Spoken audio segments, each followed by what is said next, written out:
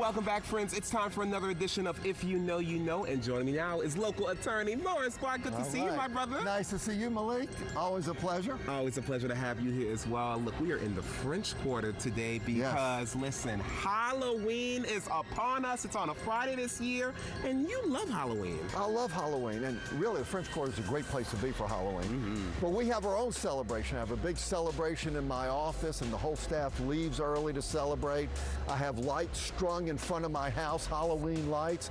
I dress as a vampire on Halloween. I get into it. I really love it. I absolutely love it. And look, speaking of vampires, right now we're in front of the Ursuline Convent, right on the corner of Charters. I'm so curious, do you know the vampire story about this convent? Well, I don't, and it's interesting. I'm waiting to see how you're going to tie vampires to the Ursuline Convent here in the French Quarter, which we've all seen. Most of the time we're kind of drunk as we stumble past the convent. Yes.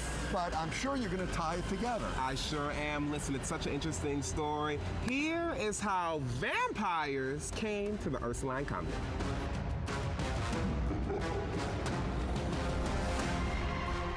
I'm Luke Andrew. I'm the tour manager. It's kind of like general manager, operations manager, French Quarter Phantoms. The Ursuline Convent is the finest surviving example of French colonial architecture in the United States, according to the National Register. It's also the oldest building in New Orleans. Don't let anyone tell you different. It's actually the oldest building in the entire Mississippi River Valley, again, according to the Register. It was completed in 1752. Construction started 1745, 1748, depending on whose plans you want to look at. The first floor is a museum operated by the Catholic Church about the history of the building, history of New Orleans, history of the nuns, history of Catholicism here. The second floor, where you see the flags sort of chilling there, that's administrative, it's offices, there's a library up there. And then the third floor, where you see the half dormer blue windows, kind of the attic windows, that's the Catholic Church's prison for vampires.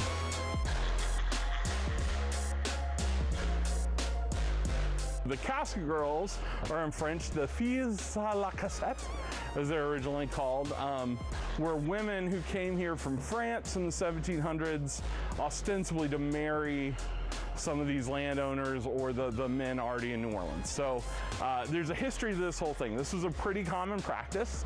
Once you roll around to about the 1720s, men are gonna outnumber women in the colony about 5 to 1.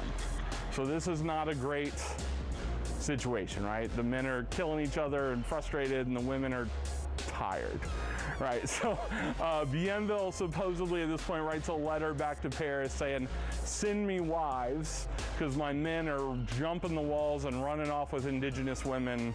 Philippe, the Duc d'Orléans, who is running the area, or King Louis XV's little kid, but he comes of age pretty early, so again, you'll argue over which guy, but knows kind of who founded New Orleans. They're not gonna send us, you know, their courtly trained noble women. So they go to a French prison and clear out 88 women out of this prison. Most of these women are off the street anyway, so you're talking about homeless, a lot of sex workers are gonna be, you know, involved in this. So you have rampant tuberculosis running through the ship. They run out of fruit, so you have scurvy running through the ship.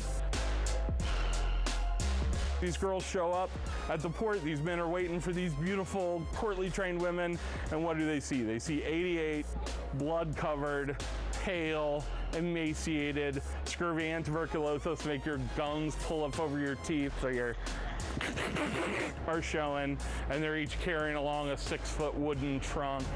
And then they're all immediately locked up in the church, you know, and kept out of sight. So these casket girls, as they come to be called, the ne'er-do-wells of New Orleans, start saying, see, this is France shipping us their vampires to kill and get rid of sort of the dubious, you know, gentry of New Orleans. Every culture on earth literally has these legends, so why? And that's kind of how I even presented on the tour. I say, I don't believe in Dracula, I don't believe in True Blood or Twilight, but the question for me isn't so much, are vampires real? It's what really is a real vampire. Why does every culture, like, what's the origin, you know? And I think the Casket Girls plays into that a little bit.